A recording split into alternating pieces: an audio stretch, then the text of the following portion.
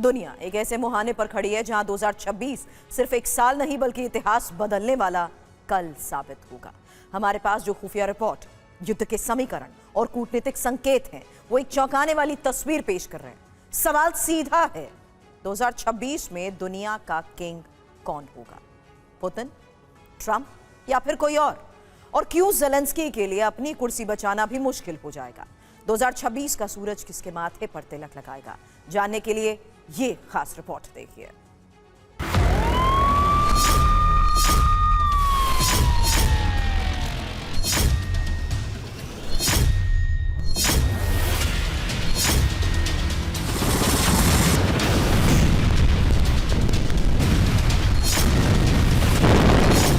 दुनिया बारूद के ढेर पर बैठी है। पुराना वर्ल्ड ऑर्डर टूट रहा है और नए नियम लिखे जा रहे हैं। एक तरफ क्रेमलिन का वो जिद्दी खिलाड़ी जो पीछे हटने को तैयार है,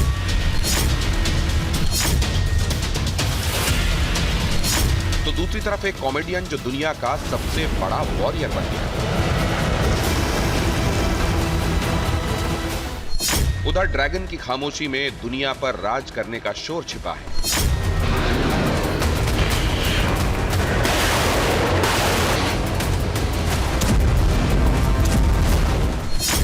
और एक सन की तानाशाह जिसकी उंगली हमेशा परमाणु बटन पर होती है।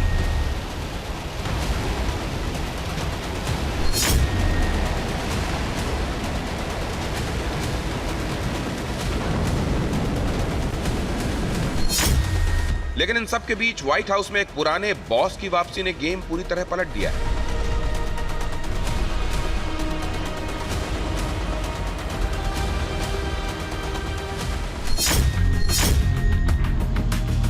आखिर क्यों हम उन्हें नंबर 1 पर रख रहे हैं? वजह साफ है, क्योंकि पुतिन की नजर अब सिर्फ आज पर नहीं बल्कि आने वाले कल पर है।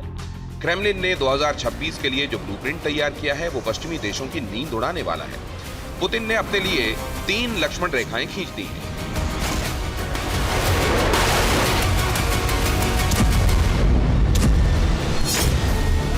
पहला टारगेट डोनबास पर पूर्ण कब्जा, दूसरा टारगेट अपनी शर्तों पर शांति समझौता, तीसरा टारगेट यूरोप को यूएस से अलग थलग करना। युद्ध के मैदान में रूस की पकड़ अब मजबूत हो चुकी है। पुतिन की रणनीति साफ है, थकाओ और हराओ। मैदानी जंग में मिल रही इस बढ़त के बीच पुतिन की नजर अब नाटो के खेमे में मचे घमासान पर भी है। उन्हें लगता है कि अमेरिका की नई नीतियों और नेटो के इरादों में अब तालमेल नहीं रहा। इसीलिए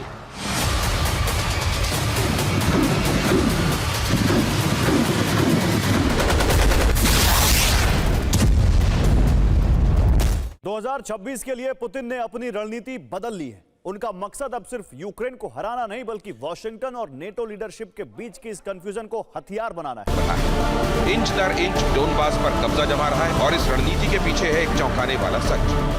पुतिन ने रूस की पूरी अर्थव्यवस्था को वॉर मोड में डाल दिया है।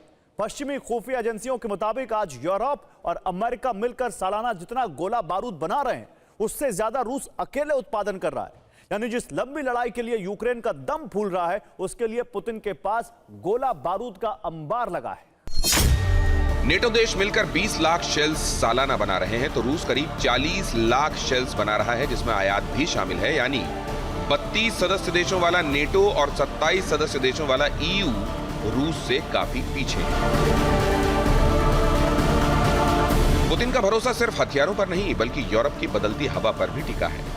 करीब 4 साल की जंग के बाद यूरोप में अब वॉर फटीग यानी जबरदस्त युद्ध की थकान दिखाई दे रही है।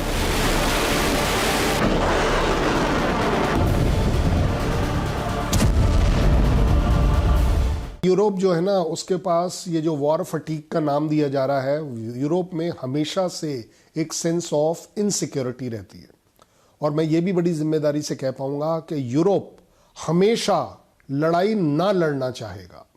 वहां पर ह्यूमन लॉस अपने आप में बिल्कुल अनएक्सेप्टेबल है और मेरे हिसाब से यही सबसे बड़ी स्ट्रेंथ पुतिन की है, क्योंकि पुतिन को पता है कि Europe can not afford a war. कई दक्षिणपंथी नेताओं का उभार हो रहा है जो यूक्रेन को अरबों डॉलर की मदद देने के खिलाफ है। पुतिन जानते हैं कि यूरोप का यह बिखराव ही उनकी जीत की चाबी है। इस नक्शे को देखिए, यह है डोनबास का इलाका।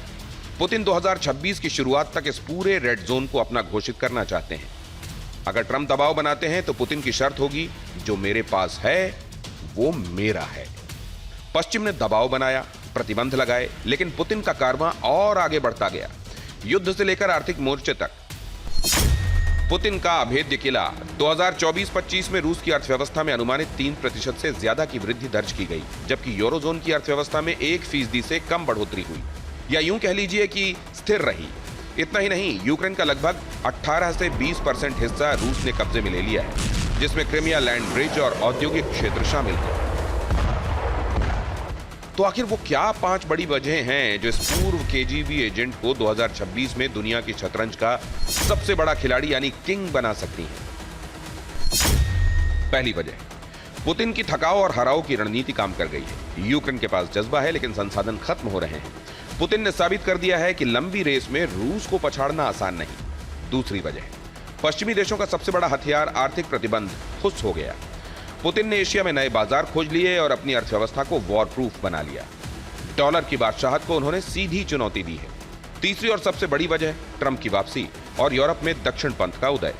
जो काम रूसी सेना नहीं कर पाई, वो पश्चिमी देशों की अंदरूनी राजनीति कर रही है। पुतिन की फूट डालो नीति अब नेटो की बुनियाद हिला रही है। चौथी वजह, वक्त। पुतिन को कोई चुनाव नहीं हारना है, उन्हें किसी संसद को जवाब नहीं देना है। वो लोकतांत्रिक देशों के नेताओं के थकने और बदलने का इंतजार कर सकते हैं, और 2026 में वो इंतजार खत्म होता दिख रहा है। पांचवी वजह, उन्होंने सिर्फ जमीन नहीं बल्कि यूक्रेन का औद्योगिक दिल और खरबों डॉलर के संसाधन कब्जाए हैं। जब दुनिया ऊर्जा संकट से जूझ रही होगी, पुतिन एनर्जी का नॉब अपने हाथ में रखेंगे। तो ये वो 5 मोर्चे हैं जहां पुतिन ने पश्चिमी दुनिया के हर दांव को उल्टा साबित कर दिया है। 72 साल की उम्र में ये शारीरिक फिटनेस, जिम में ये पसीना बहाना, ये सिर्फ इमेज बिल्डिंग नहीं है, ये प्रतीक है उस मानसिक धैर्य और कभी न थकने वाले स्टेमिना का, जिसके दम पर उन्होंने यूक्रेन युद्ध को एक लंबे मैराथन में बदल दिया। यूक्रेन खुद नहीं बंद करना चाहता, क्योंकि ये जो सर्कस का जोकर है वोलोडिमिर ज़ेलेंस्की, इसको पैसे मिलते हैं। 90% खुद खा जाता है, 10% ये शायद हथियार खरीदता है, बेकार के हथियार। व्लादिमीर पुतिन साहब भी जानते हैं कि अगर वहाँ पर शांति हो गई तो फिर जो उनकी वॉर इकोनॉमी जो उन्होंने बनाई है वो ठप हो जाएगी। वो भी चाहते हैं ये चलता जाए, ताकि पूरे यूरोप को नेटो को एक संदेश मिले कि रूस से अब पंगा मत लिया करो। चाहे बीहड़ जंगलों में शिकार हो, तेज रफ्तार घोड़े की सवारी हो, या फिर दुनिया के नक्शे पर जियोपॉलिटिक्स का सबसे जटिल खेल, व्लादिमीर पुतिन बखूबी जानते हैं कि लगाम कब खींचनी है और कब ढील देनी है।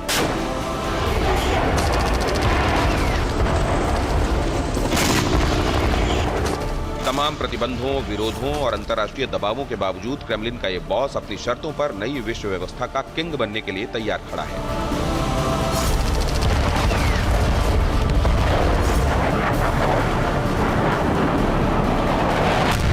यही अंदाज पुतिन को 2026 का किंग बनाने के लिए पहला दावेदार बनाता है।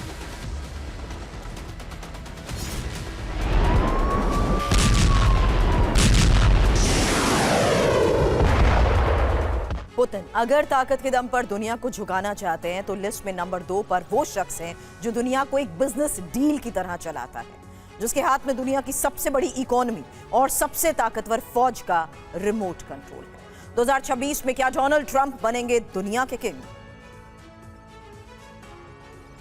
वॉशिंगटन में सत्ता बदल चुकी है और इसके साथ ही बदल रहे हैं दुनिया के नियम। 2026 में डोनाल्ड ट्रंप सिर्फ अमेरिका के राष्ट्रपति नहीं बल्कि ऐसे ग्लोबल सीईओ होंगे जिनके एक फैसले से दुनिया के शेयर बाजार हिल जाएंगे और सरहदों के नक्शे बदल जाएंगे। ट्रंप के हाथ में दुनिया का सबसे पावरफुल रिमोट कंट्रोल है। वो पुराने गठबंधनों के बोझ को ढोने वाले नहीं बल्कि नए नियम बनाने वाले लीडर हैं। उनका एजेंडा साफ है, पहले अमेरिका, बाकी दुनिया बाद में। लेकिन डोनाल्ड ट्रंप को किंग की रेस में जो बात सबसे आगे रखती है वो है उनकी डील मेकिंग की कला। व्लादिमीर पुतिन हो या किम जोंग, ट्रंप वो दरवाजे खोल सकते हैं जो बाइडेन के दौर में बंद थे। वो दावा करते हैं कि वो युद्ध रोक सकते हैं, लेकिन अपनी शर्तों पर। 2026 ट्रंप का साल इसलिए हो सकता है क्योंकि यूरोप कमजोर है और चीन आर्थिक सुस्ती से जूझ रहा है। ऐसे में ट्रंप का टैरिफ वॉर और नेटो पर दबाव उन्हें दुनिया का सबसे डोमिनेटिंग फिगर बनाता है, दोस्त हो या दुश्मन। 2026 में सब वॉशिंगटन की तरफ ही देखेंगे। अब डोनाल्ड ट्रंप आने वाले साल में 2026 में पूरी दुनिया का चौधरी वही रहेगा। कोई न्यू वर्ल्ड ऑर्डर नहीं आ रहा। 80 साल से दूसरे विश्व युद्ध के बाद जो वर्ल्ड ऑर्डर बना था, पश्चिमी देश उसके मालिक हैं और उनका मालिक अमेरिका है। आर्थिक स्थिति है चीन की कमज़ोर हो रही है, प्रॉपर्टी मार्केट क्रैश कर गया, फाइनेंशियल इंस्टीट्यूशंस कमज़ोर हैं, सारी दुनिया से उसने पंगा लिया। तो मेरा मानना है कि चीन के लिए भी आने वाला साल जैसे यूक्रेन के लिए, चीन के लिए भी काफ़ी खतरनाक हो सकता है।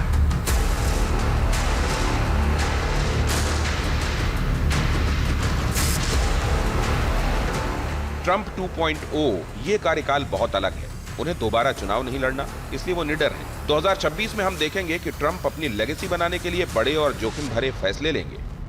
वो मौजूदा वर्ल्ड ऑर्डर को पूरी तरह बदल सकते हैं।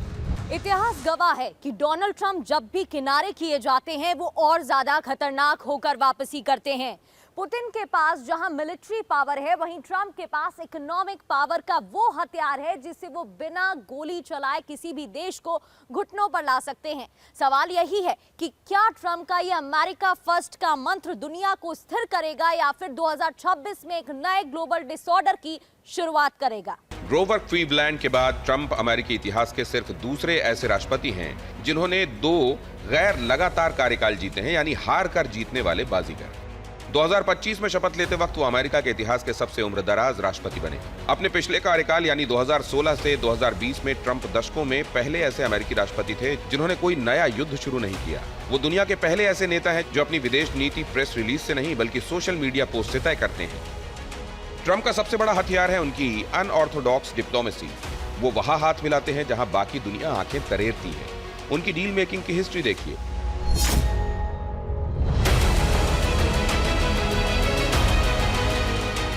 2018 में सिंगापुर में इतिहास में पहली बार किसी अमेरिकी राष्ट्रपति की उत्तर कोरियाई तानाशाह से सीधी मुलाकात हुई, जिसमें परमाणु तनाव कम करने की कोशिश रही। 2020 में दोहा में अफगानिस्तान से अमेरिकी सेना की वापसी का ऐतिहासिक समझौता, जिसने 20 साल लंबी जंग का अंत तय किया। इजराइल और अरब देशों के साथ 2020 में अब्राहम एकॉर्ड साइन किया, जिससे मध्य पूर्व में शांति की सबसे बड़ी और चौंकाने वाली पहल हुई।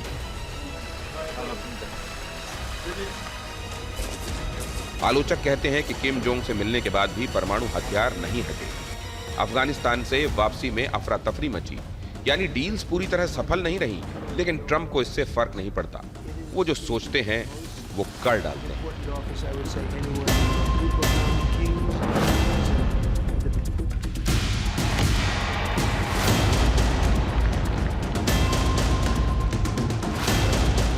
– 2026 में ट्रंप के हाथ में दुनिया का सबसे पावरफुल रिमोट कंट्रोल होगा, यानी प्रतिबंध और तकनीक की ताकत। लेकिन उनकी राह आसान नहीं है। डोनाल्ड ट्रंप के सामने इस वक्त की सबसे बड़ी चुनौती है रूस और यूक्रेन के बीच युद्ध को रोकना। लेकिन समस्या यह है कि पुतिन की शर्तें इतनी सख्त हैं कि बात आगे बढ़ नहीं पा रही। उधर जेलेंस्की भी अड़े हुए हैं और यूरोप साथ नहीं दे रहा। ट्रंप जानते हैं कि अगर उन्होंने यूक्रेन युद्ध रुकवा दिया तो इतिहास में उनका नाम पीस मेकर के तौर पर दर्ज होगा। लेकिन शर्त क्या होगी? ट्रंप चाहते हैं कि पुतिन और जेलेंस्की एक मेज पर आएं। हालांकि अलास्का से मियामी तक शांति वार्ता की सारी कोशिशें अब तक नाकाम रही हैं, लेकिन खुद पुतिन भी ट्रंप की कोशिशों की तारीफ कर चुके हैं। सर्वाइवल जो है यूएस का और ट्रंप का, वो इसी बात पर है कि वो शांतियां करवा रहा है। इसलिए पुतिन हमेशा चाहेंगे कि एक एंगेजमेंट बनी रहे, क्योंकि यूएस अपने आप को वो यूनिपोलर वर्ल्ड का टॉप लीडर समझता है, नंबर 1 समझता है, तो उसको उस नंबर 1 की कीमत अदा करनी पड़े।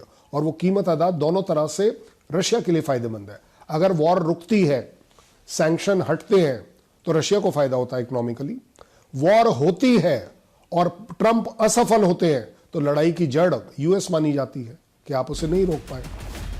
डील हो या ना हो, एजेंडा ट्रंप ही सेट करते हैं। वो फेल भी होते हैं तो दुनिया की सुर्खियों के केंद्र में फिर भी रहते हैं। 2026 में किंग बनने के लिए सफलता से ज्यादा प्रभाव जरूरी है। ट्रंप ने साबित किया है कि वो टेबल पलट सकते हैं, वो ग्लोबल सिस्टम को तोड़ सकते हैं। डर भी इसी बात का है और यही डर उन्हें दुनिया का सबसे ताकतवर इंसान बनाता है। वो जीते या हारें, दुनिया इग्नोर नहीं कर सकती। पुतिन के पास परमाणु बॉम्ब है, ट्रंप के पास डॉलर की ताकत, लेकिन लिस्ट में तीसरा नाम उस शख्स का है जिसके पास सिर्फ एक जिद है, एक ही चीज है और वो है जिद। एक कॉमेडियन जिसने दुनिया की दूसरी सबसे बड़ी सेना को 3 साल से थाम रखा है। क्या व्लादिमीर ज़ेलेंस्की 2026 में इतिहास के सबसे बड़े वॉर हीरो बनकर उभरेंगे?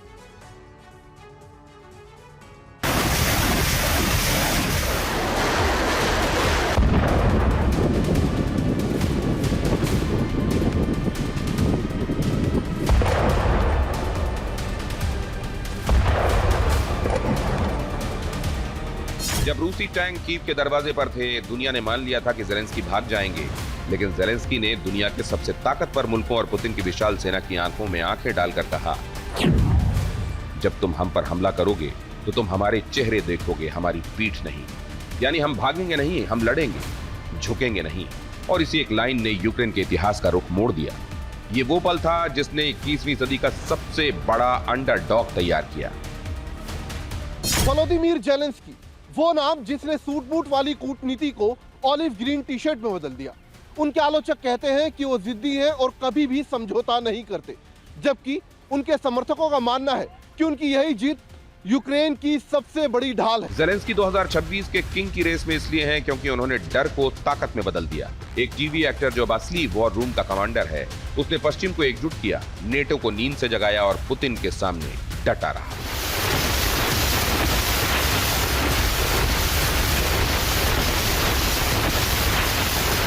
जब रूस ने बिजली काटी, पानी रोका और मिसाइलें बरसाई, तो ज़ेलेंस्की ने पुतिन को दो टूक जवाब दिया। बिना गैस, बिना बिजली और बिना पानी के रहना मंजूर है, लेकिन तुम्हारी गुलामी मंजूर नहीं। ज़ेलेंस्की के लिए सबसे बड़ी उपलब्धि है डिप्लोमेसी ऑफ सर्वाइवल। कैसे बिना संसाधनों के दुनिया भर के खजाने और हथियार अपने देश के लिए खोल दिए। 2026 तक अगर यूक्रेन नक्शे पर मौजूद है तो उसका एकमात्र कारण ज़ेलेंस्की की जिद होगी। जरा समझिए कैसे ज़ेलेंस्की ने युद्ध के हर पड़ाव पर अपनी रणनीति बदली और टिके रहे।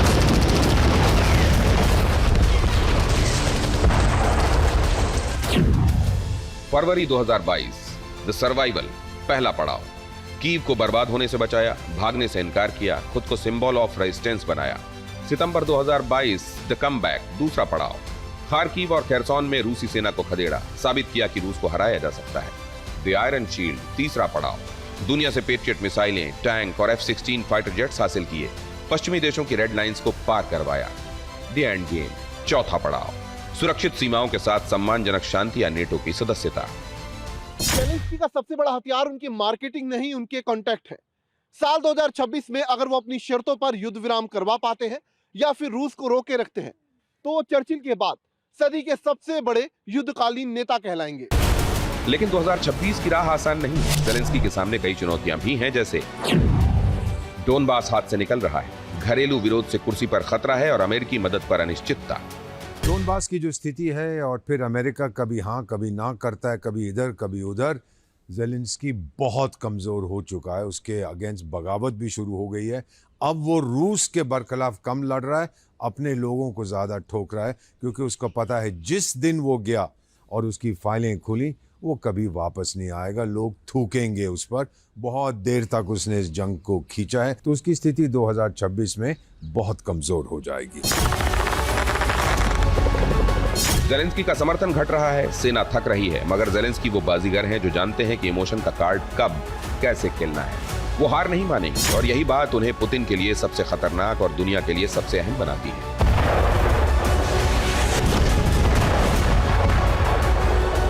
पुतिन की गर्जना दुनिया सुन रही है। ट्रंप के सोशल मीडिया पोस्ट हर दिन हलचल मचाते हैं, लेकिन वैश्विक बिसात पर एक खिलाड़ी ऐसा भी है जिसकी खामोशी ही उसकी सबसे बड़ी रणनीति है। एक ऐसा चेहरा जिसने खुद को आधुनिक चीन के इतिहास में माओ के समकक्ष स्थापित कर लिया है। वो चौथा और सबसे रहस्यमयी नाम है शी जिनपिंग। 17वीं सदी के साम्राज्यवादी सपनों और 21वीं सदी की तकनीक के साथ क्या ड्रैगन 2026 का ब्लूप्रिंट तैयार कर चुका है?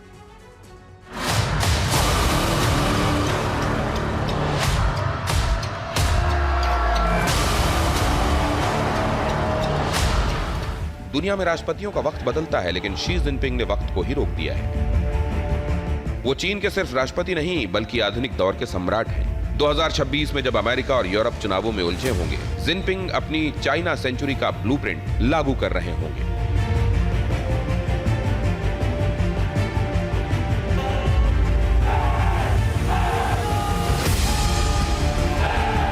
जिनपिंग के किंग बनने का दावा उनकी मिलिट्री और इकोनॉमिक ताकत है।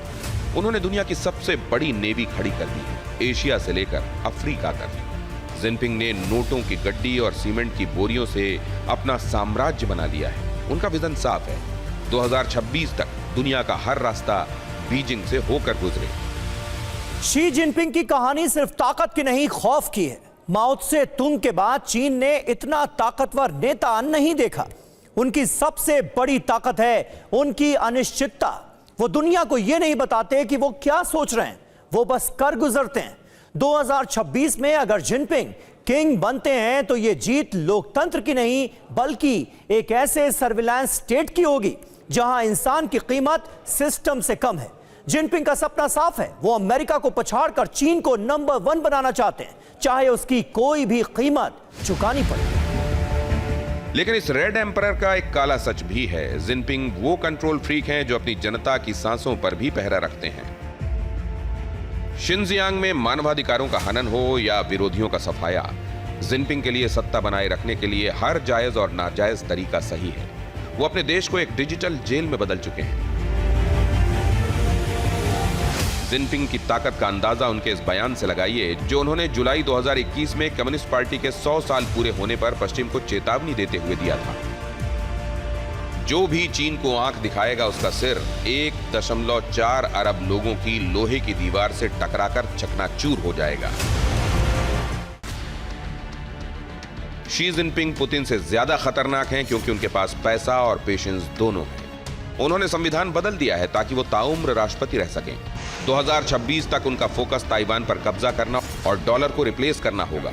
वो दुनिया को अपनी शर्तों पर चलाना चाहते हैं। मैं नहीं मानता पुतिन खतरनाक है, क्योंकि पुतिन ने जो हमला किया है यूक्रेन के ऊपर, उसने रूस की रक्षा के लिए किया है। उसने साफ साफ एक चीज़ कही थी कि अगर नेटो मेरे द्वार तक आया तो मैं स्वीकार नहीं करूँगा।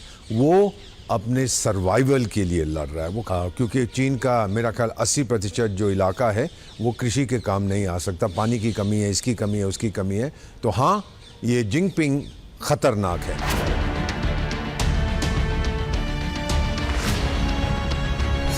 जिनपिंग की डेट ट्रैप डिप्लोमेसी यानी कर्ज के जाल में फांसने वाली चाल ने आधी दुनिया को बंधक बना रखा है। रणनीति साफ है, जिस देश को जीता ना जा सके उसे खरीद लो। देखिए कैसे चीनी कर्ज ने देशों की संप्रभुता को गिरवी रख लिया है। सबसे पहले पाकिस्तान, जिसे चीन ने सदाबहार दोस्त नहीं बल्कि सदाबहार कर्जदार बना दिया है। 60 अरब डॉलर के प्रोजेक्ट के बदले चीन ने ग्वादर पोर्ट पर कब्जा जमा लिया है। आज पाकिस्तान अपनी मर्जी से एक ईंट भी नहीं हिला सकता। श्रीलंका का हाल दुनिया ने देखा। जब वो कर्ज नहीं चुका पाया तो चीन ने उसका हम्बनटोटा बंदरगाह 99 साल के लिए हड़प लिया। यह कर्ज नहीं, देश के टुकड़े करने का सौदा था। हिंद महासागर में मालदीव अब चीन की नई चौकी बन रहा है। भारी कर्ज के बदले चीन वहां अपनी सैन्य मौजूदगी और सर्विलांस सिस्टम बढ़ा रहा है जो सीधे भारत के लिए खतरा है। और अफ्रीका के जिबूती में तो चीन ने कर्ज देकर अपना पहला विदेशी मिलिट्री बेस ही बना लिया, यानी पैसा फेंका और सेना तैनात कर दी। यही जिनपिंग का मास्टर प्लान है। अमेरिका और रूस मिसाइलों पर खरबों खर्च कर रहे हैं जबकि जिनपिंग चेकबुक से दुनिया जीत रहे हैं। 2026 में जब पश्चिमी देश युद्ध की थकान से जूझ रहे होंगे, चीन इन कर्जदार देशों के संसाधनों को चूस रहा होगा। वो लड़कर नहीं बल्कि देशों को खरीद कर किंग बनना चाहता है। कि जो पैसा खर्च कर रहा है, दूसरे देशों को देता है, कभी ऋण देता है, कभी ये करता है, वो करता है, तो चीन जितने मर्जी पैसे दे, या तो ये देश लौटाएंगे नहीं। इन्फ्लुएंस का ये मतलब होता है कि आपने मान लीजिए इस देश को पैसे दिए, फिर आप उस देश को कहते हैं अब ये कर, वो नहीं करेगा तो आप क्या करेंगे।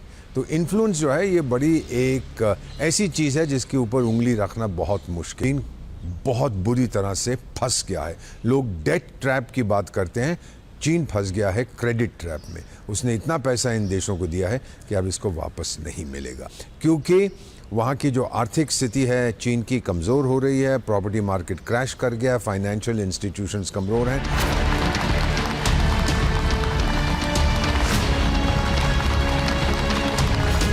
जिनपिंग सिर्फ दूसरों को कर्ज के जाल में ही नहीं फंसाते बल्कि अपने घर में भी उन्होंने सत्ता का ऐसा चक्रव्यूह रचा है जिसे तोड़ पाना नामुमकिन है। दुनिया पर राज करने का उनका यह मंसूबा रातों रात तैयार हो गया हो ऐसा नहीं है। देखिए कैसे एक साधारण पार्टी वर्कर कदम दर कदम बना दुनिया का सबसे ताकतवर और खतरनाक तानाशाह। 2013 में राष्ट्रपति बने और बेल्ट एंड रोड इनिशिएटिव यानी BRI शुरू किया। दुनिया को चीन के व्यापारिक रास्तों से जोड़ना इसका मकसद था। 2018 में संविधान से राष्ट्रपति पद की समय सीमा हटाई। अब वो आजीवन राष्ट्रपति रह सकते हैं। जब तक सांस है तब तक सत्ता है। अपनी ही पार्टी के लाखों अधिकारियों को जेल में डाला, अपने हर संभावित विरोधी को रास्ते से हटा दिया। 2027 में पीपल्स लिबरेशन आर्मी के 100 साल पूरे होंगे। अमेरिकी इंटेलिजेंस के मुताबिक तब तक ताइवान पर हमले की तैयारी पूरी करना चाहता है चीन। शी जिनपिंग 2026 के किंग इसलिए नहीं हैं कि वो चीन के राष्ट्रपति हैं, बल्कि इसलिए क्योंकि उन्होंने पिछले 1 दशक में ऐसे फैसले लिए हैं जिन्होंने चीन को एक सुपर पावर बनाने की तरफ बढ़ाया और दुनिया को चिंतित कर दिया। चाहे भ्रष्टाचार विरोधी अभियान में 40 लाख से ज्यादा अधिकारियों पर एक्शन हो, दुनिया की सबसे बड़ी नेवी खड़ी करनी हो, या फिर साम दाम दंड भेद से साम्राज्य विस्तार करना हो, जमीनें और संसाधन हड़पना हो। पुतिन, ट्रंप और जिनपिंग, ये सब फिर भी नियमों और कूटनीति की बात करते हैं, लेकिन हमारी लिस्ट में 5वां नाम उस शख्स का है जिसे दुनिया रॉकेट मैन कहती है। वो जिसकी टेबल पर हमेशा परमाणु बॉम्ब का बटन रहता है। क्या 2026 में दुनिया की किस्मत का फैसला नॉर्थ कोरिया का ये सन की तानाशाह करेगा?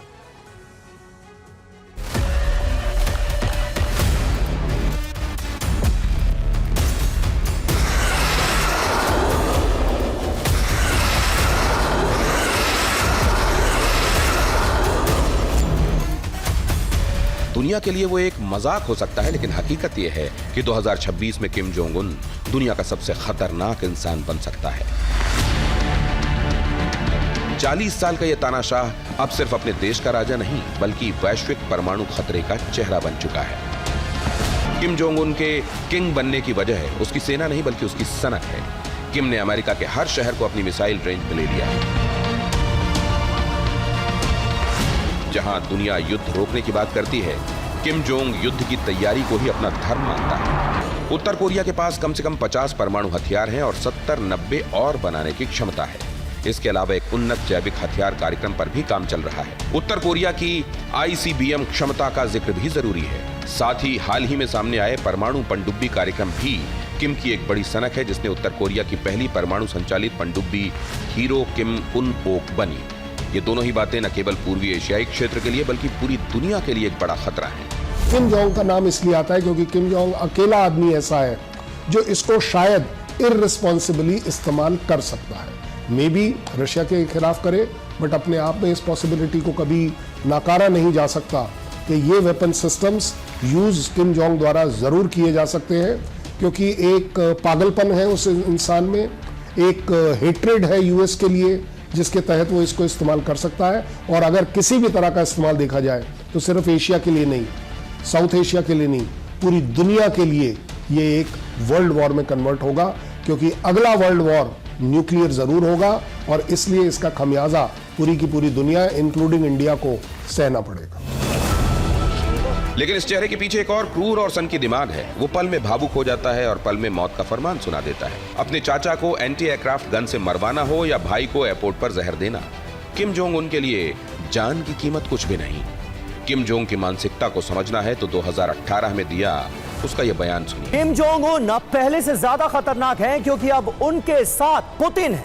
रूस से मिल रही टेक्नोलॉजी ने नॉर्थ कोरिया को एक मिसाइल सुपर पावर बना दिया है। 2026 में किम जोंग दुनिया को बंधक बनाकर अपनी शर्तें मनवा सकता है।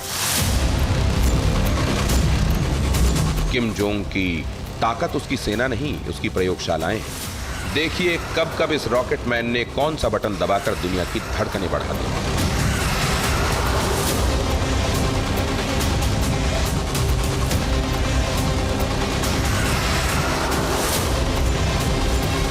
– 2017 की वॉसोंग 15 मिसाइल से शुरू हुआ यह सफर 2025 तक परमाणु पनडुब्बी और रेडियो एक्टिव सुनामी लाने वाले ड्रोन तक जा पहुंचा है। कभी मॉन्स्टर मिसाइल का शक्ति प्रदर्शन तो कभी अंतरिक्ष में तैनात मल्ली ग्योंग 1 की आंख। शुरुआत हुई वॉसोंग 15 से, वो इंटरकॉन्टिनेंटल बैलिस्टिक मिसाइल जिसे दुनिया ने गेम चेंजर माना क्योंकि इसकी जद में पूरा अमेरिका आ गया। फिर आया वॉसोंग 17।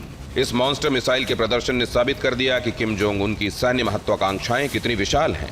सैन्य ताकत सिर्फ जमीन तक सीमित नहीं रही। मल्ली ग्योंग 1 सैटेलाइट के कामयाब लॉन्च ने उत्तर कोरिया को अंतरिक्ष में एक नई आंख दे दी। समुद्र की गहराई में हलचल मची जब हील ड्रोन का परीक्षण हुआ, जो पानी के अंदर रेडियो एक्टिव सुनामी लाने का दावा करता है। और अब 2025 में 8,700 टन की न्यूक्लियर पनडुब्बी का प्रदर्शन। ये उत्तर कोरिया के न्यूक्लियर शो का सबसे ताजा और खतरनाक अध्याय है। 2026 का साल तय करेगा कि अगली सदी किसकी होगी। क्या लोकतंत्र जीतेगा, तानाशाही हावी होगी या फिर परमाणु बॉम्ब का बटन दबेगा। किंग कोई भी बने, लेकिन एक बात तय है, 2026 में दुनिया वो नहीं रहेगी जो आज है, बिल्कुल बदल जाएगी। नए साल से ठीक पहले प्रधानमंत्री नरेंद्र मोदी ने लाल किले की तस्वीर के साथ देशवासियों को संदेश दिया। 2025 में विकसित भारत की उपलब्धियों और सुधारों का पूरा रिपोर्ट कार्ड पेश करने के साथ साथ ये भी बताया कि कैसे 2025 भारत की विकास यात्रा में मील का पत्थर साबित हुआ। देखिए ये खास रिपोर्ट। प्रधानमंत्री नरेंद्र मोदी ने 2025 को प्रगति का साल बताया है। पीएम मोदी ने सोशल मीडिया प्लेटफॉर्म लिंक्डइन पर लिखा, भारत आज वैश्विक ध्यान का केंद्र बन चुका है। दुनिया भारत को उम्मीद और विश्वास भरी नजरों से देख रही है। हमने संस्थानों को आधुनिक बनाया, शासन को सरल बनाया और लंबे समय तक चलने वाले समावेशी विकास के नींव को मजबूत किया। पीएम मोदी ने साफ कहा कि भारत ने नेक्स्ट जनरेशन रिफॉर्म्स के जरिए देश के विकास को नई गति दी है, जिसके लिए कई अहम कदम उठाए गए हैं। मसलन जीएसटी में सुधार करते हुए 5% और 18% के एक स्पष्ट 2 स्लैब सिस्टम लागू किया। किसानों पर बोझ कम किया गया। 12 लाख रुपए तक कमाने वालों को टैक्स फ्री किया गया। छोटे और मध्यम व्यवसायों को बढ़ावा दिया गया। भारतीय बीमा कंपनियों में 100% एफडीआई की अनुमति दी गई। परमाणु ऊर्जा क्षेत्र में बड़े सुधार किए गए।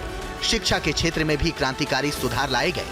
प्रधानमंत्री नरेंद्र मोदी ने यह भी कहा कि इस साल भारत आत्मनिर्भरता के मंत्र के साथ न सिर्फ तेजी से आगे बढ़ा, बल्कि दुनिया में एक अलग पहचान बनाने में भी सफल हुआ।